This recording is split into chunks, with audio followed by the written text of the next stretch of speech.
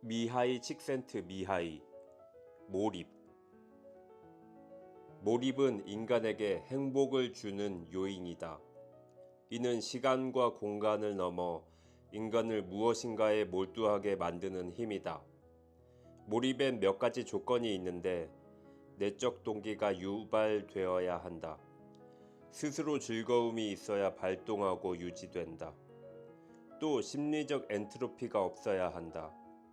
무엇인가 심리적 에너지가 발생하는 요인이 있으면 몰입에 쉽게 다가가기 어렵다.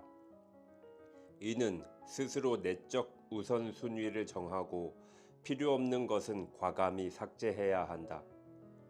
사회, 문화적 혹은 인류적 관념이 만든 당근과 채찍의 달콤한 매력에 휘둘리지 않고 스스로가 자신이 하는 행동에 대해 상도 주고 벌도 내릴 수 있어야 한다.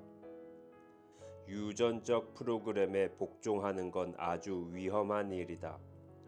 이렇게 되면 우리 스스로가 무기력해지고 만다. 의식의 구조, 의도. 의식에 들어온 정보, 육감 및 신체 내외에서 발생하는 정보를 순서화하는 힘. 어떤 것을 바라거나 성취하기 원할 때 발생, 생물학적 요구 또는 내면화된 사회적 목표가 만들어내는 정보. 의도에는 위계가 있으며 이 위계에 따라 우선순위가 정해진다. 배가 고프면 밥을 먹겠다는 의도가 생긴다. 그러나 그보다 더 우선순위 의도가 생기면 밥을 먹는 것을 지연시킨다. 이를테면 다이어트나 종교적 단식 말이다. 정보는 두 갈래의 길을 통해 우리 의식 속으로 들어온다. 하나는 선택적 주의를 통해서이고 다른 하나는 생물학적 명령이나 사회적 명령에 순종하는 습관된 주의를 통해서이다. 주의를 사용하는 방법에 따라 의도의 우선순위가 바뀐다. 외향인은 성취지향인은 사업 관련 일에 주의를 사용한다. 강박적인 사람은 자신을 위협한다는 생각 요인을 피하기 위해 주의를 사용한다. 주의를 어떤 용도로 사용하는지에 따라 인생이 풍요해지기도 비참해지기도 한다. 주의는 경험의 질을 향상시키는데 가장 유용한 도구이고 심리 에너지라 표현할 수 있다. 자아가 주의를 통한다. 어느 순간 주의를 통해 들어온 목표가 자아를 형성한 후에 말이다. 심리적 엔트로피, 즉 내적 무질서 상태는 몰입의 방해 요소이고 삶의 질을 떨어뜨린다. 우리가 처리하는 정보는 자아와의 관련성에 따라서 평가되고 분석된다. 이 정보가 목표 성취에 방해되는가 도움이 되는가? 의식의 질서 상태는 플로우, 무질서, 심리적 엔트로피, 질서, 플로우. 플로우는 심리적 에너지가 무리 없이 작용한다. 별다른 근심이 없으며 자신의 의문을 갖지도 않는다.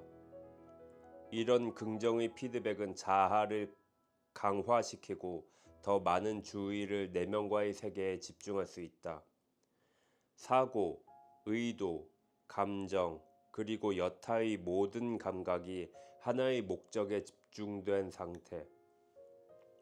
플로우는 현재의 삶을 즐겁게 만들고 자신감을 향상시켜 인류 전체에 공헌할 수 있다. 즐거움을 구성하는 8가지 요인. 1. 일반적으로 본인이 완성시킬 가능성이 있는 과제에 직면했을 때 일어난다. 2. 본인이 하고 있는 행위에 집중할 수 있어야 한다. 3. 수행 과제에 명확한 목표가 있어야 한다. 4. 즉각적 피드백을 받을 수 있어야 한다. 5.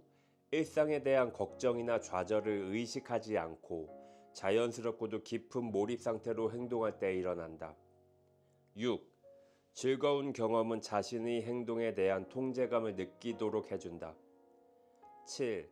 자아에 대한 의식이 사라진다. 그러나 역설적으로 플로우 경험이 끝나면 자아감이 더욱 강해진다. 8. 시간의 개념이 왜곡된다. 즉 몇 시간이 몇 분인 것처럼 느껴지고 몇 분이 몇 시간처럼 느껴지기도 한다. 자아에 대한 과몰입은 일상생활에서 종종 자신이 위협받는다고 느끼게 하기 때문에 심리적 에너지를 소비한다. 인간의 즐거움을 주는 세 가지. 1. 경쟁적인 게임. 외적 목표가 아닌 순수 경쟁에서만 잠재력을 발휘하는 행위. 스포츠나 올림픽이 이에 해당한다. 2. 요행을 바라는 게임. 명확히 예측할 수 없는 미래를 통제할 수 있다는 환상을 불러일으키기 때문이다. 주사위, 카드, 로또가 이에 해당한다. 3. 미혹 게임. 버티고, 술, 마약 등 환각제, 의식 확장에 제약이 발생한다. 4. 모방 게임. 환상, 가장, 변장을 통해 자신의 모습 이상의 자신을 느끼는 것. 아이들의 인형놀이 등이 이에 해당한다. 플로우 경험은 강력한 동기 유발을 하지만 그렇다고 해서 그러한 경험이 모두 선하다고 단정할 수는 없다. 플로우 경험 방해 요소를 찾아보자. 1. 유전적 요인. 기질적으로 심리적 에너지를 집중시키는 능력이 부족하다. 2. 과도한 자의식.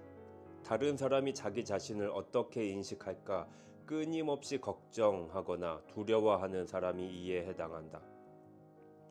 3. 자기중심적 사람.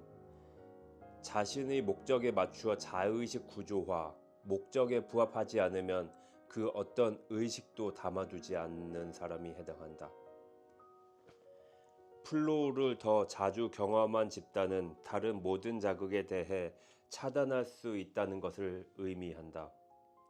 자극을 선별해내는 능력을 지니고 있으며 순간 무엇이 적절한지 결정하여 거기에 초점을 맞출 수 있는 능력이 있다는 걸 시사해준다. 주의에 대한 융통성. 자신이 무엇을 할 수 있고 무엇을 할 수 없는지를 아는 아이. 규칙과 통제에 대해 자주 논쟁할 필요가 없는 아이. 자식의 성공을 바라는 부모의 기대에 부응하지 못할까봐 항상 머릿속으로 걱정하지 않아도 되는 아이들에게는 무질서한 가정에서 살아가는 아이들에게 필요한 주의에 대한 요구가 없다.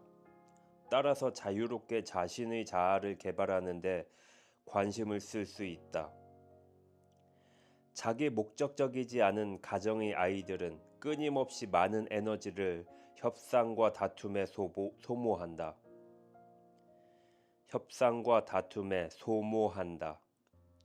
이 아이들은 자신이 아닌 다른 사람들의 목표에 압도되지 않기 위해서 또한 자신의 허약한 자아를 보호하기 위해서 심리적 에너지를 써버리는 것이다. 학대를 받았거나 부모에게서 애정이 식어버릴지도 모른다는 위협을 받았던 아동은 이런 위협으로부터 자아를 보호해야 한다는 걱정에 너무나 사로잡힌 나머지 내적 보상을 추구하는 데 쓸 에너지가 거의 남아있지 않다는 건 사실이다. 비자의식적 개인주의. 자신만을 생각하기보다 어떤 강한 목적성을 띠는 것. 예제.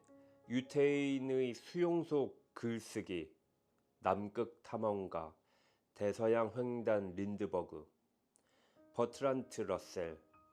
나는 나 자신과 나의 결점에 대해 점점 무관심해지는 법을 배웠다.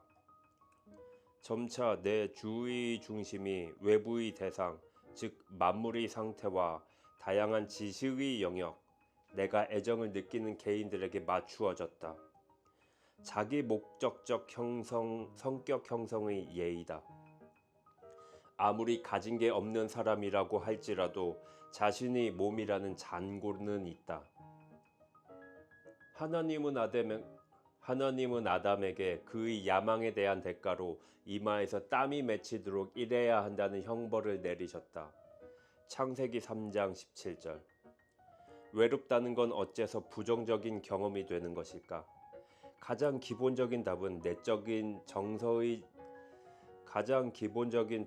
내적인 정신의 질서를 유지하기가 아주 어렵기 때문이라는 것이다. 우리에게는 계속 주의를 집중시킬 수 있는 외적인 목표와 외적 자극, 그리고 외적인 피드백이 필요하다. 외적 압력이 부족할 때는 주의가 산만해지고 사고의 혼란이 초래되어 심리적 엔트로피 상태에 빠지게 된다. 모든 관계에는 자아의 변화가 따르게 된다. 무조건적인 수용과 사랑은 자녀들에게 특히 중요하다. 부모가 자신의 기대에 부응하지 못하는 자녀는 더 이상 사랑하지 않겠다고 위협한다면 그 자녀가 가진 특유의 명랑함이 만성적으로 불안으로 바뀌게 될 것이다. 그러나 부모가 자신의 안녕에 무조건적으로 헌신한다고 느끼는 아이는 두려움 없이 마음 놓고 세상을 탐험할 수 있다. 그렇지 않다면 그 자녀는 자신을 보호하는 일에 심리 에너지의 일부를 할당해야 하므로 자유롭게 사용할 수 있는 에너지의 양이 그만큼 줄게 된다. 정서적 안정 없이는 자의식을 버릴 수가 없으므로 플로우를 경험하기가 그만큼 어려워진다. 자기 목적적 자아의 소유자는 위협의 소지가 되는 요인을 즐거운 도전으로 쉽게 변화시킬 수 있다. 이런 사람들은 쉽사리 권태를 느끼지 않고 좀처럼 근심 걱정에 얽매이지 않는다. 또 주변의 상황에 늘 깨어 있으면서 대부분의 시간 동안 플로우를 경험한다. 자기 목적적 자아라는 용어는 글자 그대로 스스로 만들어낸 목적이 있는 자아를 의미한다. 자기 목적적 자아를 지닌 사람은 자신이 어떤 목표를 추구하든 그 목표를 선택한 사람이 바로 자기 자신이라는 것을 잘 알고 있다. 이는 바로 자기 목적적 자아를 지닌 사람과 그렇지 못한 사람에게 나타나는 기본적인 차이점 가운데 하나이다. 스스로 내린 결정의 자기 목적적 자아를 가진 사람은 자신의 목표에 더 충실해진다는 것이다. 능동성. 따라서 이 사람의 행동은 믿을 수 있으며 스스로 통제된다. 또 자신의 결정이기 때문에 그 결정사항을 지키는 게 더 이상 이치에 맞지 않을 때 언제고 자신의 목표를 수정할 수 있다는 것이다. 이런 점에서 자기 목적적인 사람의 행동은 더욱 꾸준하기도 한 동시에 더욱 많은 융통성도 가질 수 있다. 몰입은 집중력에 의해 크게 촉진된다. 그런데도 대부분의 사람이 자신의 주의력을 향상시키려는 노력을 소홀히 한다는 건 참으로 놀라운 사실이다. 가장 흔하게 주의를 산만하게 만드는 자의식도 자기 목적적 자아를 지닌 사람에게는 문제가 되지 않는다. 이 사람은 자신이 얼마나 잘하고 있는지, 또한 다른 사람들에게 자신이 어떻게 보이는지를 걱정하는 대신 온 마음으로 자신의 목표에 전념할 수 있다. 너무 깊이 몰입한 나머지 자의식을 느끼지 못하는 경우도 있고, 반대로 자의식이 별로 없기에 깊은 몰입이 가능한 경우도 있다. 자기 목적적 성격의 구성 요소, 목표 선정, 기술 개발, 집중력 향상, 자의식 없애는 일, 어떤 걸 먼저 선택하여 시작할 것인가는 그리 중요하지 않다. 플로우 경험이 일단 시작되면 다른 요소들도 취득하기가 훨씬 쉬워진다. 그러므로 어느 길 먼저 선택해서 시작해도 상관이 없는 것이다. 자신에 대해 염려하지 않고 상호작용에 주의를 집중하는 사람은 역설적인 결과를 얻는다. 더 이상 자신을 독립된 개체로 느끼지 않지만 동시에 그 사람의 자아가 한층 강화된다. 자기 목적적인 사람은 심리 에너지를 자신이 포함된 체계에 투자함으로써 개인이 한계를 벗어난 성장을 이룰 수 있다. 이처럼 자아의 복합적인 성장은 개인과 체계 간의 결합으로 인해 이루어진다. 바로 이런 이유 때문에 사랑을 하고 그 사랑을 잃는 편이 한 번도 사랑을 해보지 않은 것보다 낫다고 할 수 있는 것이다. 관념주의적 가치를 신봉하는 사람은 언제나 피드백을 왜곡해서 결국 자신이 옳았으며 자신이 선택받은 사람 중 하나임을 증명하는 데 이용한다. 목표와 그 목표를 위해 기울여야 하는 노력에는 밀접한 상호 관계가 있다. 처음에는 목표가 그 목표를 위해 기울여야 하는 노력을 정당화해주지만 나중에는 바로 그러한 노력이 목표를 정당화해준다. 선택의 여지가 풍부해지면서 오늘날 우리는 불과 100년 전만 하더라도 상상할 수 없을 정도로 많은 개인적 자유를 누리게 되었다. 그러나 서로 비슷한 매력이 있는 선택이 많아지면서 불가피하게 초래되는 결과는 목적이 불분명해진다는 것이다.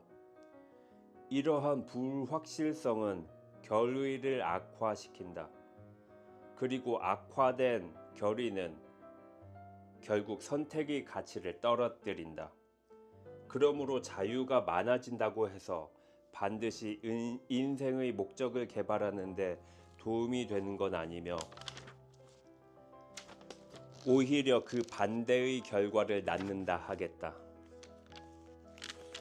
만일 게임의 규칙에 너무 융통성이 많아지면 집중력이 떨어지게 되고 결국 플로우 경험을 얻기가 더욱 어려워진다.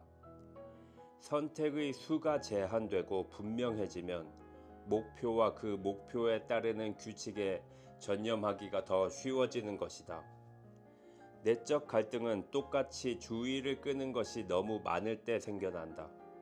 너무나 많은 욕구와 너무나 많은 양립 불가능한 목표가 서로 심리적 에너지를 자신의 목적에 맞게 정렬하려고 경쟁을 하는 것이다.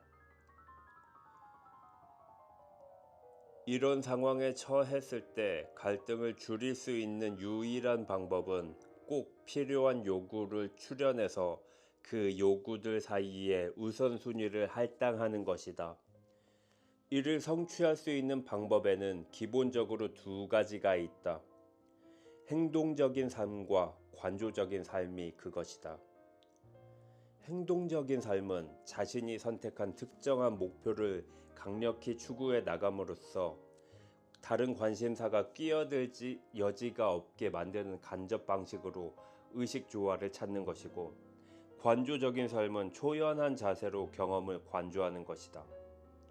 행동과 관조는 서로 보완하고 지지해 주어야 이상적이다. 행동 그 자체는 맹목적이며 관조는 무기력하다.